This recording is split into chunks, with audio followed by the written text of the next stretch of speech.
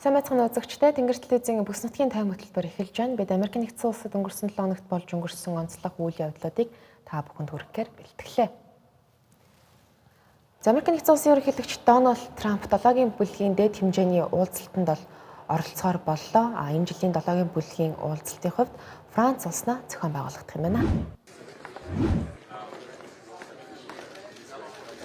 Америк нэгдсэн улсын ерөнхийлөгч нь 7-гийн бүлгийн уулзалтанд ерөнхийдөө бол хөвчлэн оролцдог. Гэхдээ Трампын хувьд энэ жил оролцох хэсэг нь тодорхойгүй байсан нь тэрээр 7-гийн бүлгийн гишүүн улсууд болох Их Британи, Франц, Герман, Итали зэрэгтэй Иранд бол өгнүүлж байгаа дайнаасаа болоод харилцаа муудсантай бол холбоотой байсан юм. Гэхдээ тэрээр ийхүү оролцох нь тодорхой болсон гэдгийг цагаан ордноос бол мэдэгдлээ. Гэхдээ 7-гийн бүлгийн уулзалтаас тодорхой гарын үсэг зурсан буюу баталгаажсан гэрээнүүд гарахгүй ч гэсэн ирээдүйд хийгдэж магадгүй гэрээнүүдийн өмнөх урьдчилан нөхцөл байдлаараа хэлэлцээнүүд бол ихээхэн өрнөнө гэдгийг мэдгдсэн. 7-гийн бүлгийн бас яг өмнөхөн 6 дугаар сарын 14-нд Дональд Трампын төрсөн өдөр болно гэдгийг бас барууны эвлэлүүд онцолж байгаа. За учир нь тэрээр 80 нас хүрэх юм байна. 7-гийн бүлгийн уулзалтын хувьд 6 дугаар сарын 15-наас 17-ны хооронд буюу яг Дональд Трампын төрсөн өдрийн маргаашнаас 2 хоног бол Францын Evian Le Band бол үргэлжлэнэ. За энэ хүү 7-гийн бүлгийн уулзалт болох газар нь яг зүүн өмнөд Францын нутаг дэвсгэрт бол байрладаг юм байна. За түүнчлэн Ираны асуудал бол энэ удаагийн хилцэгдэх асуудлуудын чагсаалтанд бол нэлээд дээгүүр орсон байгаа гэдгийг бас тодорхой албан тушаалтнууд бол мэдээлж байгаа. Харин Трампын хувьд энэ удаагийн 7-гийн бүлгийн уулзалтаар геополитикийн асуудлуудыг ярилцсан гэхээс илүүтэй эдийн засаг, бизнесийн яриа хэлцээнүүдийг бол хийн гэж түүний албаныхан мэдээлсэн. За үүнд бол Америк нэгдсэн улс тухайн улсуудтай худалдаа хэлэлцээр явуулах, за мөн Америк нэгдсэн улсыг хөгжүүлж байгаа хиймэл оюуныг цаашид олон улсад ялангуяа 7-гийн бүлгийн гишүүн хөгжингүй улс орнуудад хөгжүүлэх. За түүнчлэн хятадаас газрын аврал элемент эвдэхэд хамааралтай байдлыг багасгахад талууд хамтран ажиллах. За тэгээ мэдээч хэрэг мансууруулах бодистой тэмцэх, хууль бус цагаачлалтай тэмцэх зэрэг асуудлууд бол түүний ярилцах сэдвүүдийн хүрээнд бол багтсан байгаа юм байна.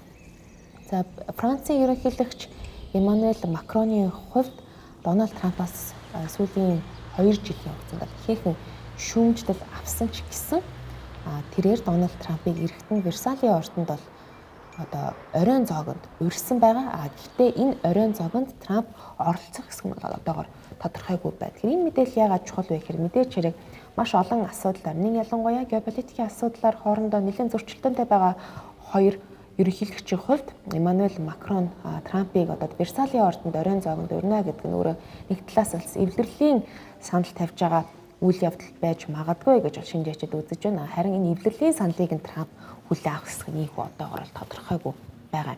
За Ираны асуудал бол мэдээч хэрэг энэ 7-гийн бүлэгт бол сайн хэлсэнчлэн яригдах гол асуудлуудын нэг ч гэсэн Америк нэгдсэн улсыг энэ асуудлаар тухайн улсуудтай хэлэлцэх хэсэг нь мөн тодорхойгүй байгаа. За түүнчлэн 6 дугаар сарын дунд үе гэхэд бол тодорхой бас гэрээ хэлэлцээрүүд хийгдэх боломжтой байгаа ч гэсэн яг тухайн үед Ираны асуудлаар хэрвээ үргэлжилсэн одоогийн шиг хэвээр байх юм бол энэ гэрээ хэлэлцээрүүд яг баталгаажиж хийгдэхгүй юу гэдэг нь бас эргэлзээтэй асуудал болоод байна.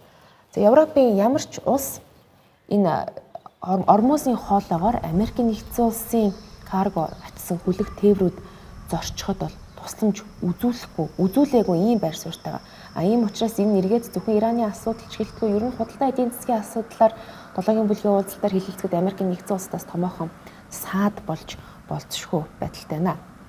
За ямар гарагт 7-гийн бүлгийн улсуудын сангийн сайд нар Парист бол хэдийн уулзчихсан. Энэ үеэр Америк нэгдсэн улсын сангийн сайд Скотт Бесент Ираны терроризмтэй тэмцэхийн эсрэг томоохон санкцуудыг, хоригуудыг тавья гэж бол тухайн улс орнуудад бол уриалсан. За ялангуяа эдгээр террорист улсууд бол улс олон түүний бүлэгмүүдтэй тэмцэх нь бид бүхний хамтарч хийх бас томоохон хамтын ажиллагааны нэг юм а гэдгийг тэрээр бол Парист бусад гишүүн орнуудын сангийн сайд нарт бол хэлсэн байгаа. Гэхдээ түүний энэхүү одоо санал санаачлагад 7-гийн бүлгийн бусад улсууд хэрхэн хариу өгсөн одоогоор тодорхойгүй ийм нөхцөл байдалтай байгаамаа.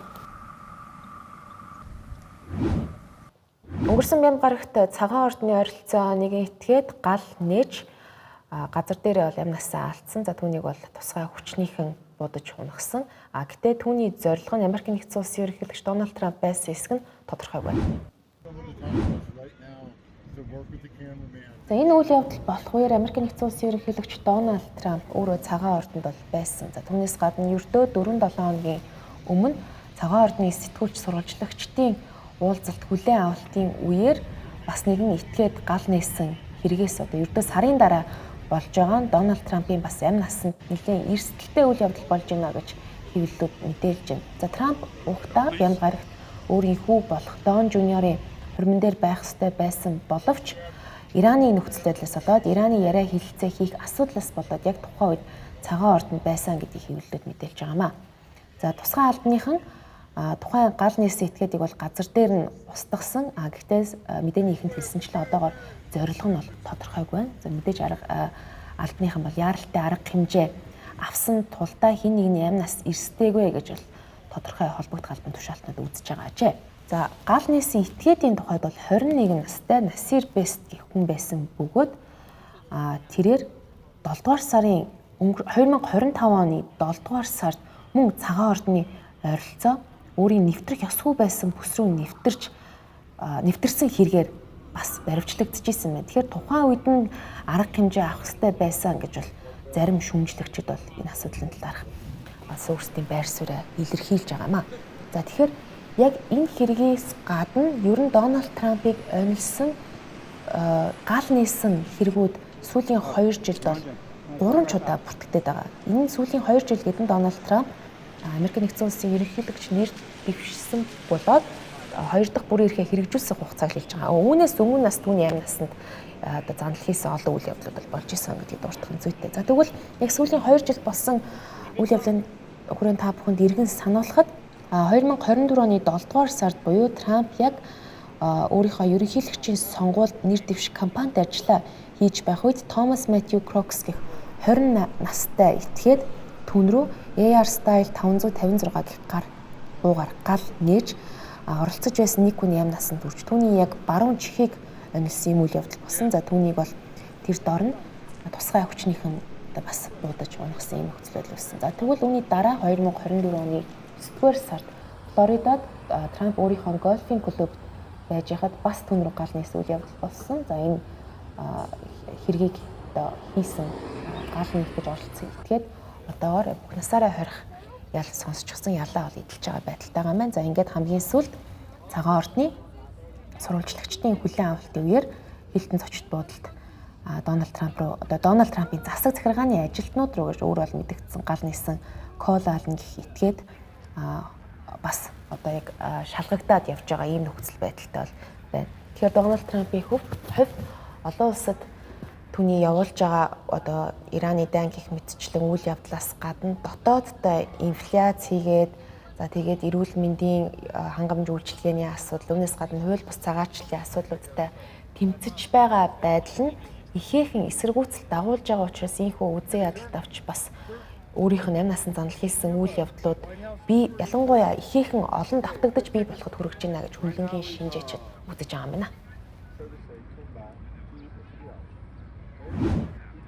Удахгүй ирэх намар Америкийн нэгдсэн улсад завсрын сонгуул болно. За энэ завсрын сонгуульд бүгд найрамдагчид буюу Дональд Трампын нам ялалт байгуулах уу эсвэл сөрөг хүчин бол гарчсан намынхан ялалт байгуулах эсэх нь Америкийн нэгдсэн улсын цаашд ирээдүйд за дараагийн ерөнхийлөгчийн сонгуульд ч гэсэн нөлөөлж болох үс юм томоохон үйл явдал болно. За тэгвэл сөрөг хүчнийхэн буюу ардчилсан намынхан энэ удаагийн сонгуулийн кампанид ажилдаа Дональд Трампын намынхны эсрэг Эпштейнийг бас ихээхэн одоо ашиглаж тэдний эсрэг зэвсэг болгож байна гэж Америкийн хэвлэлүүд онцолж байна.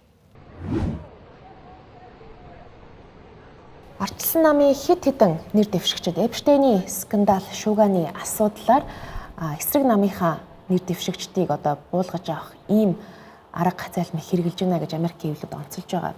За Дональд Трампын хувьд инфляц, эрүүл мэндийн хангамж үйлчилгээ, Ираны дайнаас болоод дотооддоо нэр хүнд нь ихээхэн унчихсан байна. Үүнээс гадна Эпштейний асуудал яригадаад удаагүй байж байна. Тийм учраас түүний намынхны эсрэг Эпштейний энэхүү дуулан шуугиануудыг одоо ямаа нэм халуун дээрээ гэдэг шиг яг яригдж байгаа энэ үедэр ашиглах нь ардчилсан намынханд ихээхэн давуу талтай болно гэж тэд өөрсдөө үзэж байгаа мэт үйл явдлууд ихээхэн болж байна. Тухайлах юм бол Ohio мужаас нэр дэвшиж байгаа ардчилсан намын Sherrod Brown нэр дэвшигч за өөрийн өрсөлдөгч одоогийн бас бүгд найрамдах намын Сенат Джон Хастийн эсрэг 1.5 сая долларыг зөвхөн одоо Эпштейнтэй холбоотой асуудлаарх түүний эсрэг ийм одоо реклам, сурталчилгаа хийхэд зориулж ашигласан байгаа юм. Өөрөөр хэлэх юм бол тэрээр Джон Хастийг Эпштейний үйлчлүүлэгч байсан Лесли Векснер гэх хүнээс хандив авсан гэж буруутгаж байгаа. Тэгэхээр 1.5 сая долларыг зөвхөн энэ Эпштейн болон Лесли Векснерийн одоо энэ Джон Хасттай холбоотой асуудалд зориулсан байгаагаас хэрхэн одоо яахаас ч буцахгүй нөхцөл байдал байгаа гэдгийг харж болно гэж Axios сайт мэдээлсэн. За тэгвэл Main мужаас нэр дэвшиж байгаа Graham Plattner-ийн хувьд ч гэсэн өөрийнхөө өрсөлдөгч за мөн Сенат Susan Collins-ийн эсрэг Epstein Class гэх энэ нэр томьёог ашиглаж мөн өөрийнхөө кампанит ажлыг хийж байна. За Epstein Class гэдэг нь Америкийн нэгдсэн улсад яг энэ одоо олигарх гэж нэрлэдэг ердөө баячуудын бүрдүүлсэн энэ хитгэн үнээс бүрдсэн ийм тойргийг хэлж байгаа. Ялангуяа энэ бол Эпштейнтэй ойролцоо байсан хүмүүсийг ингэж нэрлэдэг учраас тэрээр өөрийнхөө өрсөлдөгчийг бол одоо энэ Эпштейний эргэн тойрон хүрээлт байсан хүн хэмээн сурталчилж байгаа гэсэн. За түүнээс гадна Жоржиа мужид мөн сенатор Джон Ософ Трампын цэцэг захиргаа ялангуяа энэ бүгд найрамдах намын гишүүдийн дийлийнх нь Эпштейний класс, Эпштейний хүрээлт байгаа хүмүүс юм а гих мэдчлэнгээр арчилсан намынхан бол Эпштейнийг ихээхэн ашиглаж за энэ өөрсдийнхөө кампанит ажилдаа Эпштейнтэй холбоотой сурталчилгаанд ихээхэн хэмжээний мөнгө бол зарцуулж байгаа нь харагдаж байна. За түүнээс гадна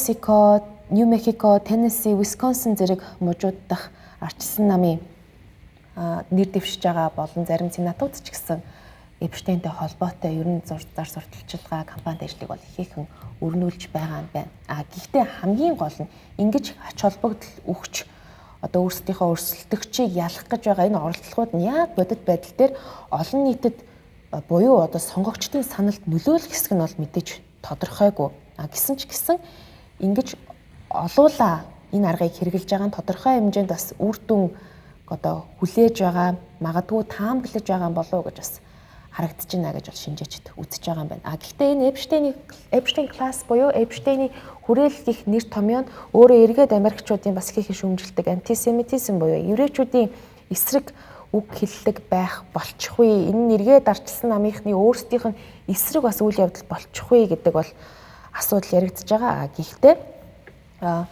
одоо еврей гаралтай улс төрчид өөрсдөө энэ Эпштейний хүрээлэл гэдэг нэр томьёог хэрэгжилж байгаагаас нөхцөл байдал яг антисемитизм буюу еврейчүүдийг үзий ядах үзлийг ярих хэмжээнд бас очоогүй байгааг бол харуулж байна гэж Axios агентлаг онцолжээ.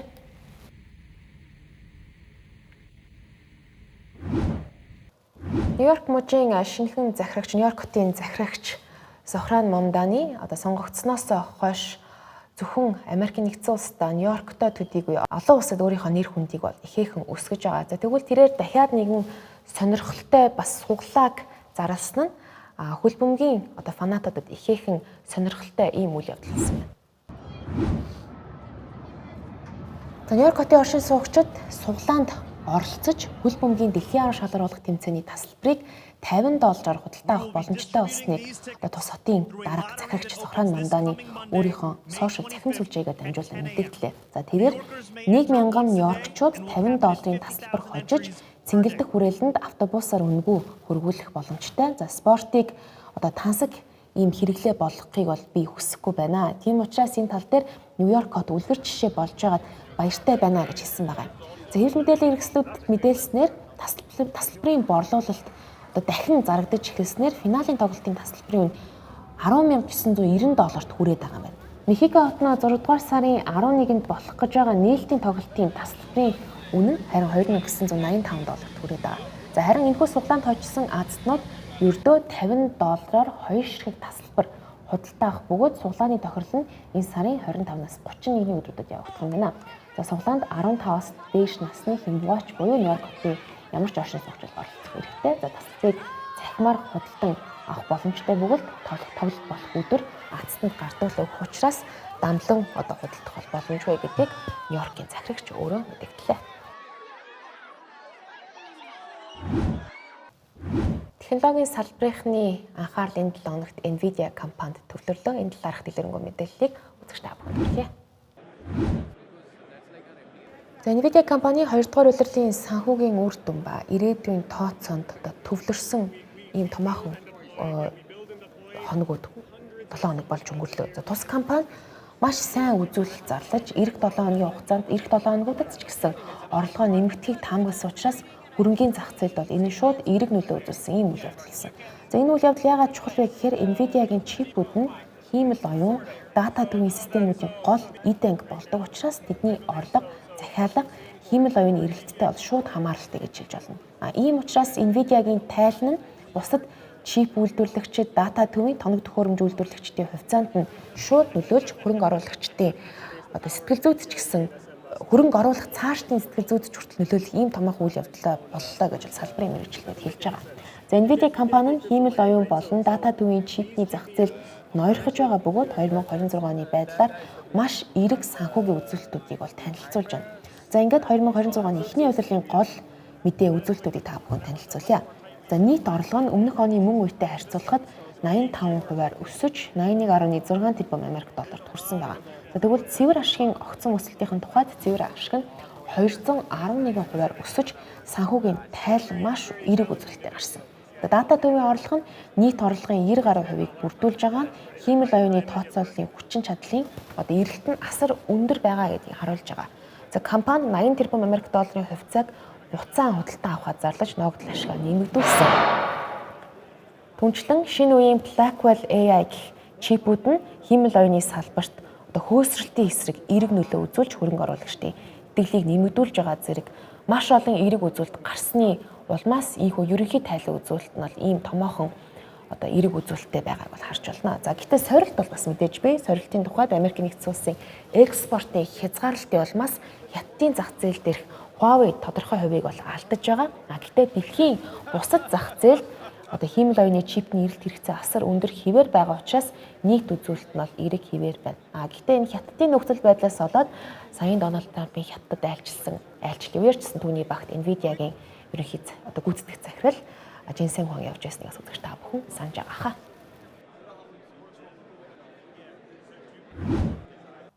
Америкийн алдарт Late Show ярилцлагын хөтөлбөрийн хөтлөгч Стивен Колберт олон жил энэхүү хөтөлбөрийг хөтөлж олон нийтэд танигдсны дараа энэхүү тэтгэвртэй гарч хамгийн сүүлийн хөтөлбөрөө хөтөлсөн ийм олон нийтийн сэтгэлийг хөтлөсөн үйл явдал болж өнгөртөө.